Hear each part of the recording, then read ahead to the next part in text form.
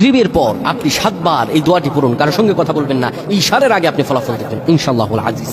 অনেকে আমল করেন, বলেন হুজুর কবুল হয় না, এত আমল করতেছি কিনা কবুল হয় না। আপনি আমলটা করে দেখেন, আল্লাহ তাআলা নসিব করে দেবে। যুবকের এই কথাগুলো শেয়ার করে দিবা, মানুষ যাতে এই কথাগুলো শুনে আমল করে, সে যদি আমল করে ফজিলত তুমি পেয়ে যাবা। আল্লাহ রাব্বুল আলামিনের প্রতি ইয়াকিন যে ব্যক্তি রাখবে, আল্লাহ বলছেন ইস্তাঈনু, আমার কাছে চাও, বিসবরি ওয়াস সালাহ, ধৈর্য নিয়ে চাইতে হবে এবং আমলের মধ্য দিয়ে চাইতে হবে। এমনি এমনি চাইলে আল্লাহ রাব্বুল আলামিন দেবেন না। আপনার অবশ্যই ধৈর্য এবং ভক্তি এবং আল্লাহর প্রতি অবিচল বিশ্বাস ও আস্থার সঙ্গে চাইতে হবে। আমার প্রাণের ভাইয়েরা, মাগরিব নামাজের পর দোয়া কবুলের মুহূর্ত রাসূলুল্লাহর শিখানো একটি আমল শিখাবো। আপনি মাগরিব নামাজের পর কিবলামুখী হয়ে যাবেন, কারোর সঙ্গে কথা বলবেন না। আপনি পড়বেন আল্লাহুম্মা আজরিনা মিনান নার, আল্লাহুম্মা আজরিনা মিনান নার।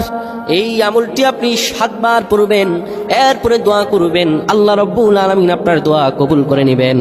আল্লাহ তাআলা সব দোয়াগুলো এমন ভাবে কবুল করবেন, বান্দার কোনো অভাব থাকবে না। আল্লাহ এত পরিমাণে রিজিক দান করবেন, বান্দার রিজিকের চিন্তা করতে হবে না।